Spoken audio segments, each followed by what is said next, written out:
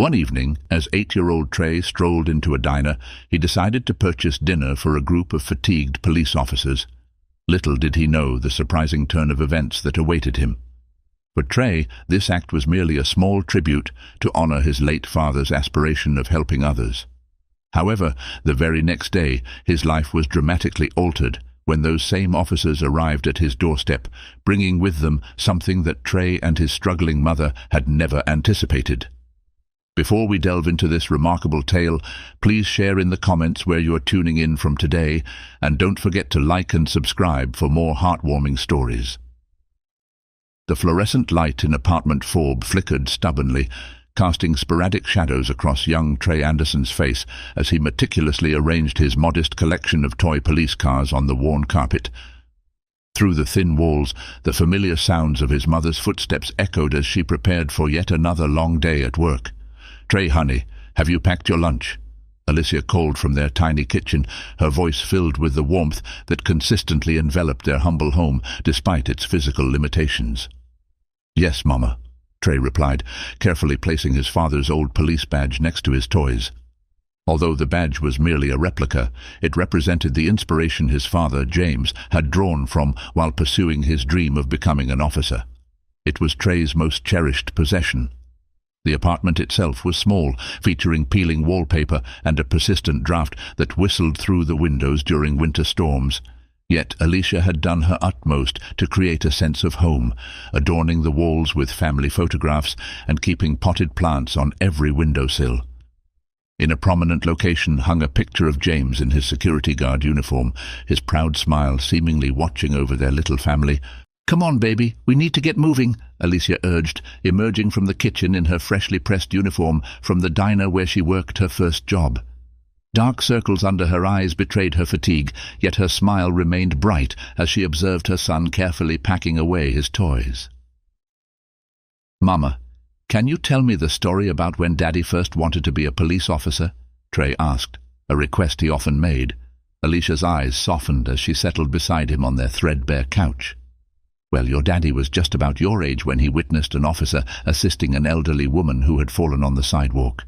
The officer didn't merely help her up, he escorted her all the way home carrying her groceries and even returned the following day to check on her. That's when your daddy realized that being a police officer wasn't solely about apprehending criminals. It was about safeguarding people and displaying kindness." Trey nodded solemnly, having heard this story numerous times but never growing weary of it. "That's what I want to do too, Mama. Help people like Daddy wanted to." "You already do, sweet boy," Alicia remarked, smoothing his curly hair. "Now come on, Mrs. Johnson next door is waiting for you." The walk to school took them through their neighborhood, an area where chain-link fences outnumbered trees and many storefronts remained permanently shuttered. However, Trey perceived beyond the rough exterior, waving to Mr. Rodriguez, who was sweeping the sidewalk in front of his small grocery store. "Buenos dias, Pino," Mr. Rodriguez called out, reaching into his apron pocket. "I could use some help with the recycling bins later if you're interested in earning a few dollars." Trey's face lit up.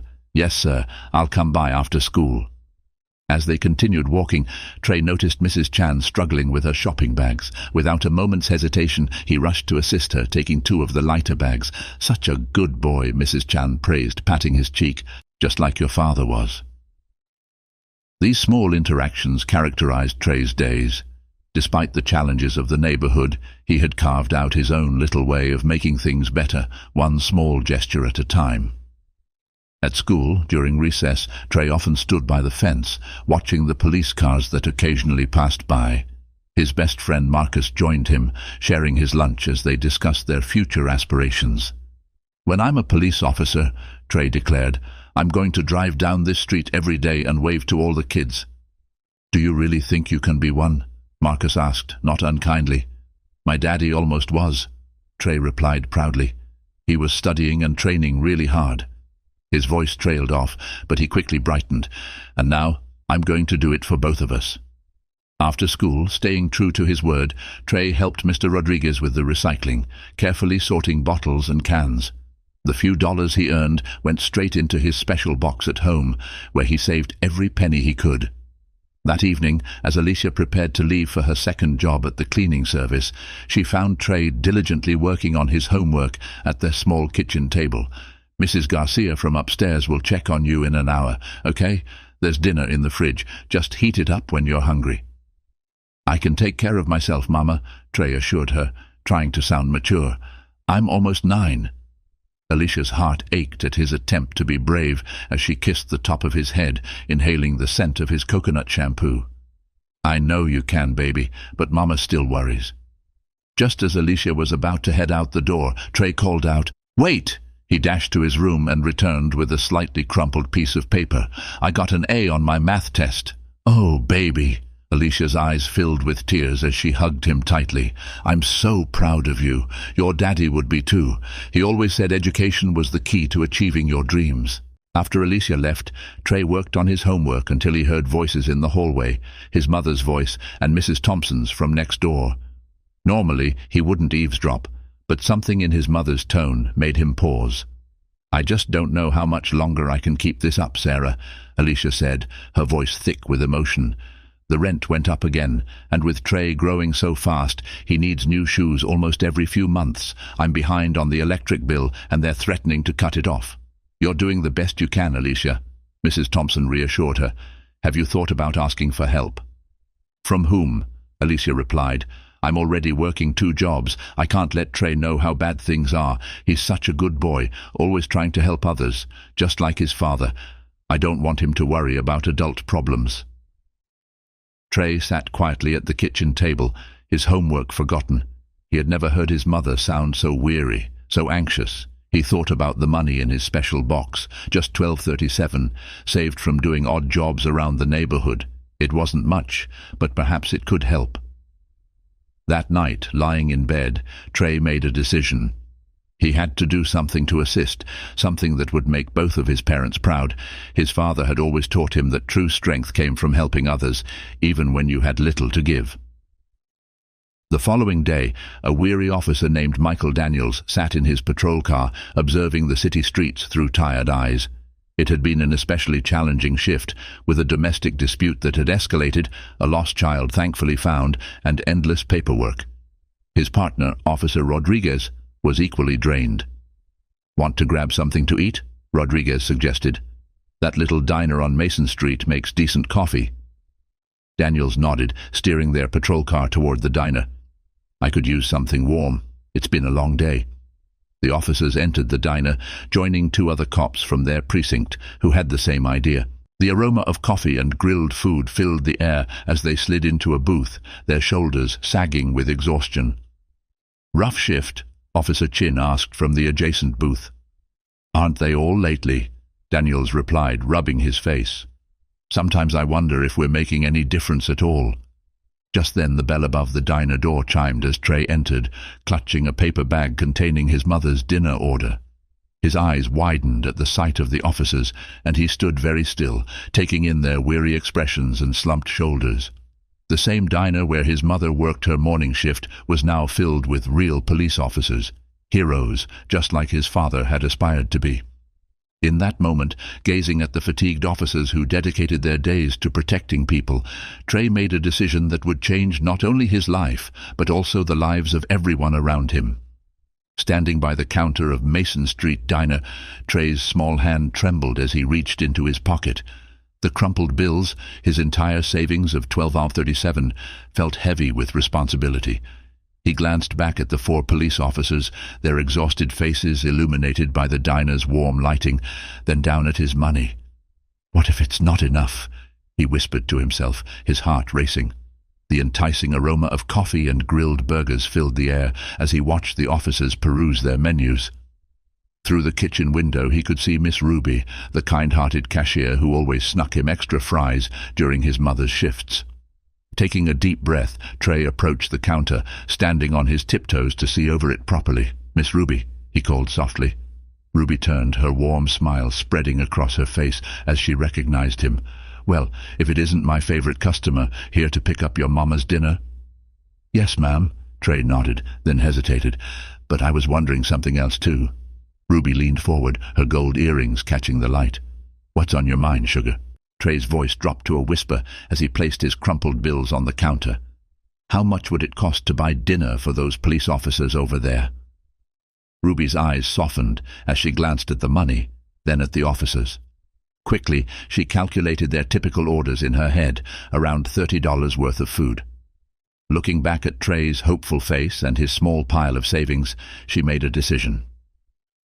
"Well, let me see what we've got here," she said, carefully smoothing out each bill and counting the change. "You know what? This is just enough to cover their meals." Trey's face lit up. "Really? All of it?" Ruby nodded, discreetly pushing his money aside and reaching for her own wallet under the counter. "You just leave it to me, sugar. I'll make sure they're taken care of." "Thank you, Miss Ruby." Trey beamed, then his expression grew serious. "But please don't tell them it was me until they're done eating. I wanted it to be a surprise." Ruby pressed a hand to her heart, touched by his sincerity. "Cross my heart, baby. Now why don't you take your mama's dinner and wait at the counter? You can watch their reaction when I tell them." As Trey settled onto a counter stool, Ruby approached the officer's table. Officer Daniels looked up from his menu, offering a tired smile. "What can I get you folks tonight?" Ruby asked, pulling out her notepad. "Coffee, black, and the classic burger for me," Daniels replied. The other officers placed similar orders, with Officer Rodriguez choosing the chicken sandwich, Officer Chin opting for the meatloaf special, and Officer Thompson requesting the daily soup and sandwich combo. Ruby jotted down their orders, then headed back to the kitchen, giving Trey a conspiratorial wink as she passed. The boy sat quietly, his legs swinging beneath the counter stool, occasionally stealing glances at the officers as they conversed in low voices about their day. 20 minutes later, as the officers finished their meals and Rodriguez reached for his wallet, Ruby approached their table again. "No need for that, officers. Your meals have already been taken care of." "What do you mean?" Officer Chin asked, surprised. "By whom?"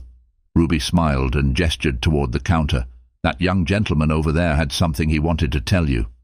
All four officers turned to look at Trey, who suddenly felt very small under their gaze, his heart pounding in his chest. He slid off the stool and walked over to their table, hands clasped behind his back. I bought your dinner," he said softly, looking up at them with a mix of nervousness and determination, "because you look tired, and my daddy always said police officers work really hard to keep everyone safe." Officer Daniels leaned forward, his fatigue momentarily forgotten.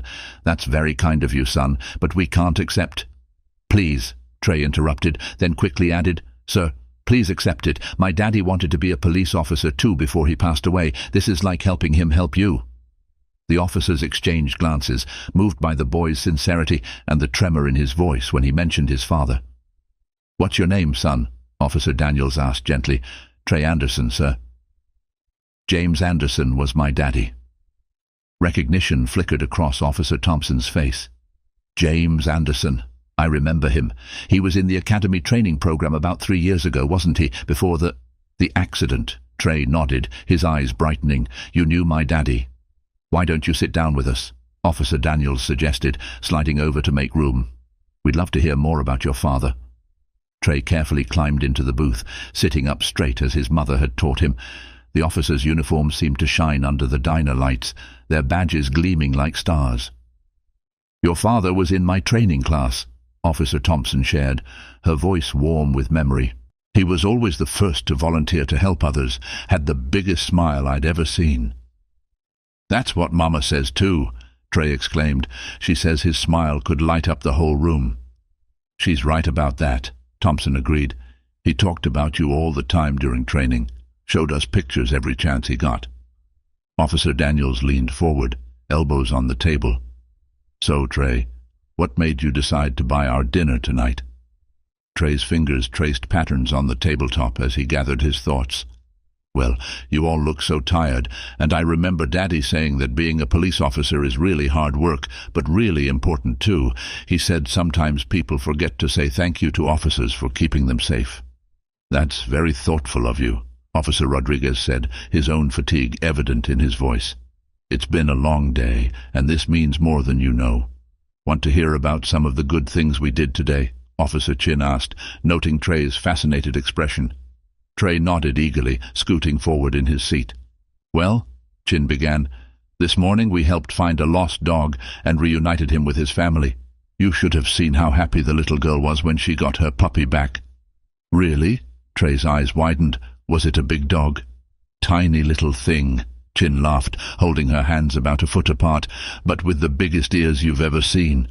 Officer Daniels joined in, sharing a story about helping an elderly man change his tire in the rain. As they talked, the weariness seemed to lift from their faces, replaced by genuine warmth as they observed Trey's reactions to their stories. "You know what's funny?" Officer Rodriguez added. "Sometimes the smallest things make the biggest difference. Like today, we were all pretty tired and a bit discouraged, but then you come along with this amazing gesture of kindness and suddenly everything feels better." Trey beamed with pride, but then his expression grew serious. "Can I tell you a secret?" he asked, looking around the table. The officers leaned in closer, matching his serious tone. "Of course," Daniels assured him. "I used all my savings to buy your dinner," Trey admitted. "It wasn't much, but Mama always says it's not about how much you give, it's about giving what you can." The officers exchanged glances, deeply moved by the boy's sacrifice. Officer Daniels felt a lump form in his throat as he thought about his own son at home and the inherent goodness children could show when given the chance. "Your mother sounds like a very wise woman," Officer Thompson said softly. "Is she working tonight?" Trey nodded. "She works here in the morning and then at the cleaning service at night. She works really hard." He paused, remembering the conversation he'd overheard, but knew better than to share his mother's private struggles. "You know what, Trey?" Officer Daniels said, reaching for his wallet and pulling out a business card. "We want you to have this. It has my direct number on it. If you or your mother ever need anything, don't hesitate to call. At all. If you ever need us, just call, okay? We take care of our own, and as far as we're concerned, you are family now." Trey handled the card as if it were crafted from gold, carefully tucking it into his pocket. "Really? Like a police family?" "Exactly like that," Rodriguez confirmed. "We look out for one another." "Speaking of family," Officer Chin added, "it's getting late. Would you like us to walk you home to ensure you arrive safely?" Trey's face lit up at the generous offer, but then he glanced at the clock and reluctantly shook his head. "Thank you, but I should hurry. Mama will be worried if I'm late, and I still need to deliver her dinner." As Trey gathered his belongings and prepared to leave, each officer took turns shaking his hand, treating him with the same respect they would show any adult. Officer Daniels knelt down to meet Trey's gaze. "Thank you, Trey," he said earnestly. "Not just for the dinner, but for reminding us why we do this job. Your father would be incredibly proud of you." Trey's eyes glistened as he nodded, too moved to articulate his feelings. As he headed toward the door, Ruby called out from behind the counter, "You're a good boy, Trey Anderson." The officers watched through the diner window as Trey made his way down the street, his small figure standing tall and proud under the streetlights. They noticed how he paused to assist an elderly woman with her shopping bags, just as they had seen James do during his training days. "You know," Officer Thompson said quietly, "we really need to do something for that family." Officer Daniels nodded, already formulating a plan. "Yes, we do, and I know exactly where to start." As Trey walked home that night, clutching his mother's dinner in one hand and feeling the business card in his pocket with the other, he felt lighter than air. The stories the officers had shared replayed in his mind, making him feel closer to his father's dream than ever before. The streetlights cast long shadows as he walked, but for the first time they didn't seem frightening at all. Instead, they reminded him of the officers' badges gleaming in the diner's light, symbols of protection and hope. He couldn't wait to share the details of his evening with his mother, although he decided to keep Officer Daniels' card a secret for now. It felt like a special treasure, a connection to both his father's memory and his own future. The street outside apartment 4 cast long shadows through the window as Trey burst through the door, still buzzing with excitement from his evening at the diner. The familiar scent of his mother's lavender air freshener, mixed with the mustiness of their aging building, welcomed him home. "Mama, Mama, you won't believe what happened," he called out, his voice echoing through their small apartment. Alicia emerged from the bathroom, still in her cleaning service uniform, her hands red from scrubbing floors. Dark circles rimmed her eyes, but she managed a warm smile for her son. Baby, what's got you so excited? Where have you been? I was starting to worry. I'm sorry I'm late, Mama. Trey apologized, setting her now cold dinner on their small kitchen table. But something amazing happened at the diner. There were real police officers there, just like Daddy wanted to be. Alicia sank into one of their mismatched kitchen chairs, her exhaustion evident in every movement. Tell me all about it while I eat. Baby Trey bounced on his toes as he recounted the evening's events, his words tumbling out in rapid succession. And Officer Thompson knew Dad from the academy. She said he had the biggest smile and always helped people, just like you always tell me. Alicia's fork paused halfway to her mouth. Thompson? Sarah Thompson? Yes, she remembered. Daddy and Officer Daniels told us about helping an old man change his tire, and Officer Chin found a lost puppy today. Trey's excited rambling continued until he noticed his mother's expression shift as he mentioned paying for their meals. Alicia, she interrupted gently, sitting down her fork. How did you pay for their dinner? The boy's enthusiasm dimmed slightly. I used my savings, the money I earned helping Mr. Rodriguez and Mrs. Chan. Baby, Alicia's voice wavered. That was your money for new school supplies. We talked about this, about being responsible with our money, right? But Mama, they looked so tired, Trey protested, his lower lip trembling slightly. And Daddy always said we should help the people who help others. Alicia reached across the table to take her son's hand. Your heart is in the right place, baby, just like your father's was, but we need to be careful right now. Times are tough. She caught herself, remembering her promise to shield Trey from their financial struggles, but the unpaid bills stacked on her bedside table flashed through her mind, the past due notices, the final warnings, the increasing rent. I'm sorry, Mama, Trey whispered, his earlier joy deflating like a punctured balloon. I didn't mean to make things harder. Oh, baby, no. Alicia pulled him into a tight hug, breathing in his familiar scent. You didn't make things harder. You just have such a big heart, like your daddy. But sometimes we need to think about tomorrow, too. Trey nodded against her shoulder, but the weight of guilt had already settled in his stomach. Later that night, as he lay in his narrow bed, he could hear his mother moving quietly around the apartment, probably paying bills or sorting through paperwork like she often did late at night when she thought he was asleep. Rolling onto his side, Trey's eyes fell on the photo of his father that sat on his bedside table. James Anderson's warm smile beamed back at him, frozen in time at his academy graduation ceremony. Did I do the right thing, Daddy? Trey whispered to the photograph. I wanted to make you proud, but I don't want Mama to worry more. In her own room, Alicia sat on the edge of her bed, holding her own copy of James's photograph. The memories flooded back as vividly as if they had happened yesterday instead of 3 years ago. She remembered the day James announced he was leaving his security job to pursue his dream of becoming a police officer. They had sat at this very kitchen table, planning how to make it work financially while he attended the academy. We'll be tight for a while, he had said, his eyes shining with determination. But think of the example we'll set for Trey, showing him that it's never too late to chase your dreams and to help others. Then came the accident, a rainy night, a drunk driver, and suddenly she was a widow with a 5-year-old son and a mountain of medical bills. The insurance money hadn't lasted long, and pride had prevented her from accepting help from James's academy friends. Alicia wiped away a tear as she remembered the day she'd taken the second job at the cleaning service. Trey had been so brave, promising to be good for the neighbors who watched him, never complaining about the long hours she was gone. I don't know if I'm doing right by him, James, she whispered to the photograph. He's got your heart, your spirit of giving, but I'm so scared. One emergency, one unexpected bill, and we could lose everything. The sound of soft footsteps interrupted her thoughts. She quickly wiped her eyes as Trey appeared in her doorway, clutching his stuffed police dog. Mama, can I sleep with you tonight? Of course, baby. Alicia patted the bed beside her as Trey snuggled close. She could feel the slight tremor in his body that told her he was crying. I'm sorry about the money, Mama, he whispered. I can ask Mr. Rodriguez for more recycling work tomorrow. Maybe Mrs. Chan needs help with her garden again. Alicia's heart squeezed painfully. Her 8-year-old son shouldn't have to worry about earning money.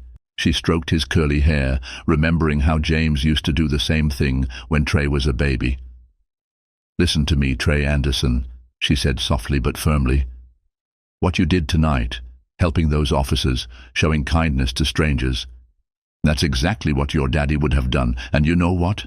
That's worth more than any amount of money." "Really?" Trey lifted his head, his eyes shining with tears in the dim light. "Really?" Alicia wiped his cheeks with her thumb. "Your daddy always said that kindness creates ripples, like throwing a stone in a pond. You never know how far those ripples will spread or whose life they might touch." As they lay there in the darkness, Alicia continued to stroke Trey's hair, humming the lullaby she'd sung to him since he was a baby. She felt him gradually relax, his breathing becoming slow and steady. "Mama," he murmured, half asleep. "Yes, baby?" "Officer Daniels said they help take care of their own and that we're like family now. Do you think he meant it?" Alicia's hand paused for a moment, then resumed its gentle motion. "I'm sure he did, baby. Your daddy always said police officers stick together." The next morning, sunlight streamed through the worn curtains as Alicia prepared breakfast. She called in sick to the diner, knowing she needed this morning with her son. The lost wages would hurt, but some things were more important. Trey sat at the kitchen table, watching her make his favorite chocolate chip pancakes, a rare treat they usually reserved for special occasions. "Mama," he asked, helping her mix the batter, "are you still mad about what I did?" Alicia set down the whisk and turned to face him. "I was never mad, baby. Worried, yes, because that's what mothers do, but never mad." In fact, she reached into her purse and pulled out a small envelope. "I want to show you something." Inside was a worn photograph she'd never shown him before. It depicted James in his security guard uniform, handing a brown paper bag to a homeless man outside the bank where he worked. "Your daddy took his lunch to work every day to save money," Alicia explained, "but twice a week he'd pack extra sandwiches. He said he couldn't eat knowing others were hungry. The bank manager told him to stop, said it wasn't good for business. You know what your daddy did?" Trey shook his head, absorbed in the story. He started arriving early before his shift to give out those sandwiches. He said some rules are meant to be bent when kindness is on the line. Alicia smiled at the memory. "That's the kind of man your father was, and that's the kind of boy you're becoming." "But what about the money?" Trey asked quietly. "I heard you talking to Mrs. Thompson about the bills." Alicia's heart sank, realizing he'd overheard more than she'd thought. She sat down beside him, taking his small hands in hers. "Money comes and goes, baby, but kindness stays forever. It grows, spreads, and comes back to you in ways you never expect. Your daddy taught me that, and now you're teaching me too." Trey's face brightened like the ripples in a pond. "Exactly like that." Alicia kissed his forehead. "Now how about we finish these pancakes? Then maybe we can walk by the station and you can wave to your new friends." As they moved around their small kitchen together, Alicia watched her son's renewed confidence.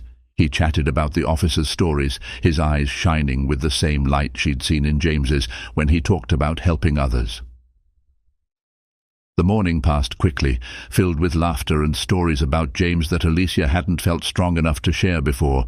She realized that in trying to protect Trey from their struggles, she'd also been holding back some of the joy, the memories that made their family who they were. Neither of them knew it yet, but outside their door, those ripples were about to return to them in a wave of unexpected blessings. Officer Daniels and his team had spent their evening making calls, pulling strings, and setting in motion a plan that would change everything. They were just about to head out when someone knocked on their door. The knock echoed through apartment 4 like a thunderclap, startling both Trey and Alicia as they finished cleaning up from breakfast. The morning sunlight streaming through their worn curtains caught the dust motes dancing in the air. Frozen for a moment by the unexpected sound, Trey, still in his Superman pajamas, was closest to the door. He stood on his tiptoes to peek through the peephole, then gasped with delight. "Mama, it's Officer Daniels, and Officer Thompson, and Officer Chin, and Officer Rodriguez too." Alicia's heart skipped a beat, her hand flying to her throat. In her experience, police officers at your door early in the morning rarely brought good news. "Are you sure, baby?" Step back from the door. "But Mama, they're my friends from the diner." Trey bounced excitedly. "Can I open it, please?" Alicia hesitated, her mind racing through possibilities. Had something happened in the neighborhood? Was there trouble? She hadn't done anything wrong, but years of struggling had taught her to be cautious. Another gentle knock followed, accompanied by Officer Daniels' warm voice. "Mrs. Anderson? It's Officer Michael Daniels from the 12th Precinct. We met your son, Trey, last night at Mason Street Diner." Trey looked at his mother with pleading eyes. "See, it's really them. Officer Daniels told me all about helping change a tire in the rain, and Officer Chin found a lost puppy with big ears." Despite her anxiety, Alicia couldn't help but smile at her son's enthusiasm. She quickly ran her fingers through her hair, straightened her worn but clean house dress, and moved toward the door. "Okay, baby, but let me open it." The moment she turned the lock, Trey could barely contain himself. As the door swung open, they were greeted by the sight of 4 police officers in full uniform, their badges gleaming in the morning light. Officer Daniels stood at the front, his kind face breaking into a warm smile. "Good morning, Mrs. Anderson," he said softly, noting her nervous expression. "I hope we're not interrupting anything." "Officer Daniels," Trey burst out, ducking under his mother's protective arm. "You really came. Did you find any more lost puppies today?" Officer Chin laughed, kneeling down to Trey's level. "Not yet, but the day is still young." Alicia's hands twisted the hem of her dress. "Is everything all right? Has something happened?" "Everything's fine, Mrs. Anderson." Officer Thompson stepped forward, her presence both professional and comforting. "We actually came because your son made quite an impression last night." The future unfolded before them, brimming with potential and promise, all because a little boy with a big heart had chosen to spend his savings on dinner for some weary police officers. It served as a poignant reminder that sometimes the smallest gestures of kindness could lead to the most significant transformations. Love and generosity had the power to bridge any divide, mend any wound, and forge a family out of strangers. In that moment, enveloped by the evidence of how profoundly their lives had changed, Alicia finally grasped what James had always said about the impact of small acts of kindness. They truly were like ripples in a pond, spreading outward in ever-expanding circles, touching lives in ways one might never anticipate, and creating connections that could endure for a lifetime. In her son's bright eyes and generous spirit, she saw those ripples continuing to spread, promising a future filled with the kind of change that only arises from a heart wide open to others, just like his father's had been. 20 years later, Officer Trey Anderson adjusted his badge in the rearview mirror of his patrol car, a habit he had developed over his 5 years on the force. The badge, newly promoted to detective, gleamed in the morning sun, but it wasn't the only badge he carried. In his breast pocket, close to his heart, rested his father's old training badge, worn smooth with age and 2 decades of serving as his lucky charm. "Looking sharp, detective," called a familiar voice. Officer Michael Daniels, now Police Captain Daniels, whose hair was more silver than brown. He approached with the same warm smile that had transformed Trey's life 2 decades ago. "Thanks, Cap." Trey grinned as he stepped out of his car. It still feels strange hearing detective instead of officer. "You earned it." Daniels clapped him on the shoulder. "Youngest detective in precinct history. Your father would be proud." They stood outside the Mason Street Diner, which had been renovated but still served the best coffee in the neighborhood. Miss Ruby's daughter ran it now, but the old photos on the wall remained, including one of an 8-year-old Trey in his toy police uniform, surrounded by officers. "Hard to believe it's been 20 years, Trey mused, touching his father's badge through his shirt. "Sometimes I still expect to walk in and see Miss Ruby behind the counter." Speaking of walking in, Daniels checked his watch. "Aren't you running late for your special appointment?" Trey's face lit up. "Not late, perfectly timed. Some moments deserve a dramatic entrance." Inside the diner, Alicia Anderson sat in their usual booth. Her hair now streaked with elegant strands of grey. She was accompanied by her daughter-in-law, Sarah, Trey's wife, who worked as a social worker at the precinct's Family Services Division. They were both trying to hide their grins from the young boy sitting across from them, who was fidgeting in his seat. "When's he coming?" asked 8-year-old James Anderson Jr. for the 100th time, adjusting his own toy police uniform, a perfect replica of the one his father had worn at his age. "Patience, baby." Alicia smiled, sharing a knowing look with Sarah. "Your daddy's got a surprise for you." The bell above the door chimed, and little James's head whipped around. There stood his father, but not in his usual patrol uniform. Instead, Trey wore the sharp suit and badge of a detective, and beside him stood Captain Daniels and several other officers, some retired, some still serving, who had been part of the Anderson family story for the past 20 years. "Daddy!" James launched himself from the booth, then stopped short, noticing the new badge. "Wait, is that—" "That's right, buddy." Trey knelt down to his son's level, just as Officer Daniels had done for him so many years ago. "Your old man's a detective now, and you know what that means." James's eyes widened. "I get to come to career day at school and tell everyone my daddy's a detective." The adults laughed, but Alicia had tears in her eyes as she watched her son with her grandson, both sharing the same kind heart and devotion to helping others. James Jr. was his father's son in every way that mattered. "That's right," Trey confirmed, "but that's not all. Captain Daniels and I have been talking, and we think it's time for you to join the Junior Police Academy. You'll be the youngest member ever." James's jaw dropped. "Really? Just like you were?" "Just like your daddy," Captain Daniels stepped forward, "and just like your grandpa James would have been. We've got a legacy to uphold after all." As they settled into the booth, now needing two to accommodate their extended family of officers and loved ones, Trey caught his mother's eye. They both understood what day it was, the anniversary of that first dinner he had bought for 4 tired officers, the small act of kindness that had changed everything. "You know what, son?" Trey said to James as Ruby's daughter served them coffee and hot chocolate. "Let me tell you a story about ripples in a pond and how sometimes the smallest act of kindness can change not just one life, but generations to come." The morning sun streamed through the diner windows, catching the badges, old and new, toy and real, that represented not just a family's legacy, but the enduring power of a child's pure heart.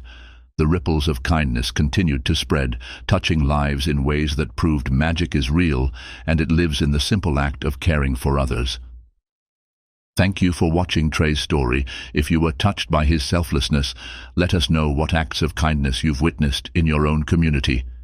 And don't forget to subscribe for more inspiring stories that showcase the true impact of compassion.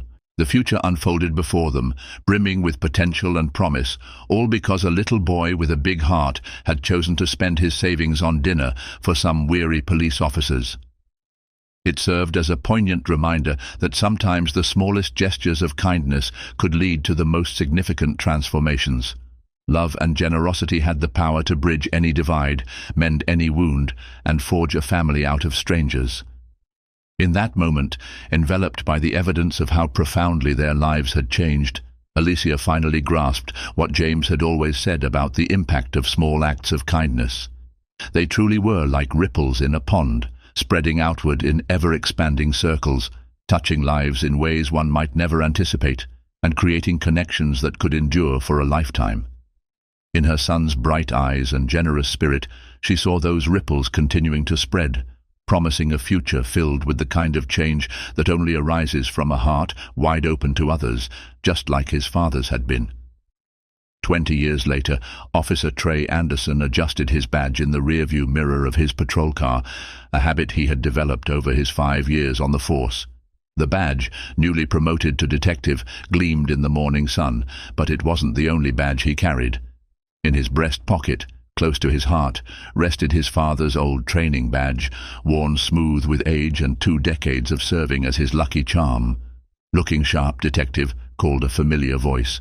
Officer Michael Daniels, now Police Captain Daniels, whose hair was more silver than brown. He approached with the same warm smile that had transformed Trey's life 2 decades ago. "Thanks, Cap." Trey grinned as he stepped out of his car. It still feels strange hearing detective instead of officer. "You earned it." Daniels clapped him on the shoulder. "Youngest detective in precinct history. Your father would be proud." They stood outside the Mason Street diner, which had been renovated but still served the best coffee in the neighborhood. Miss Ruby's daughter ran it now, but the old photos on the wall remained, including one of an 8-year-old Trey in his toy police uniform, surrounded by officers. "Hard to believe it's been 20 years, Trey mused, touching his father's badge through his shirt. "Sometimes I still expect to walk in and see Miss Ruby behind the counter." Speaking of walking in, Daniels checked his watch. "Aren't you running late for your special appointment?" Trey's face lit up. "Not late, perfectly timed. Some moments deserve a dramatic entrance. Inside the diner, Alicia Anderson sat in their usual booth, her hair now streaked with elegant strands of grey. She was accompanied by her daughter-in-law, Sarah, Trey's wife, who worked as a social worker at the precinct's Family Services Division. They were both trying to hide their grins from the young boy sitting across from them, who was fidgeting in his seat. "When's he coming?" asked 8-year-old James Anderson Jr. for the 100th time, adjusting his own toy police uniform, a perfect replica of the one his father had worn at his age. "Patience, baby." Alicia smiled, sharing a knowing look with Sarah. "Your daddy's got a surprise for you." The bell above the door chimed, and little James's head whipped around. There stood his father, but not in his usual patrol uniform. Instead, Trey wore the sharp suit and badge of a detective, and beside him stood Captain Daniels and several other officers, some retired, some still serving, who had been part of the Anderson family story for the past 20 years. "Daddy!" James launched himself from the booth, then stopped short, noticing the new badge. "Wait, is that—" "That's right, buddy." Trey knelt down to his son's level, just as Officer Daniels had done for him so many years ago. "Your old man's a detective now, and you know what that means." James's eyes widened. "I get to come to career day at school and tell everyone my daddy's a detective." The adults laughed, but Alicia had tears in her eyes as she watched her son with her grandson, both sharing the same kind heart and devotion to helping others. James Jr. was his father's son in every way that mattered. "That's right," Trey confirmed, "but that's not all. Captain Daniels and I have been talking, and we think it's time for you to join the Junior Police Academy. You'll be the youngest member ever." James's jaw dropped. "Really? Just like you were?" "Just like your daddy," Captain Daniels stepped forward, "and just like your grandpa James would have been. We've got a legacy to uphold after all." As they settled into the booth, now needing two to accommodate their extended family of officers and loved ones, Trey caught his mother's eye. They both understood what day it was, the anniversary of that first dinner he had bought for 4 tired officers, the small act of kindness that had changed everything. "You know what, son?" Trey said to James as Ruby's daughter served them coffee and hot chocolate. "Let me tell you a story about ripples in a pond, and how sometimes the smallest act of kindness can change not just one life, but generations to come." The morning sun streamed through the diner windows, catching the badges, old and new, toy and real, that represented not just a family's legacy, but the enduring power of a child's pure heart. The ripples of kindness continued to spread, touching lives in ways that proved magic is real, and it lives in the simple act of caring for others. Thank you for watching Trey's story. If you were touched by his selflessness, let us know what acts of kindness you've witnessed in your own community. And don't forget to subscribe for more inspiring stories that showcase the true impact of compassion.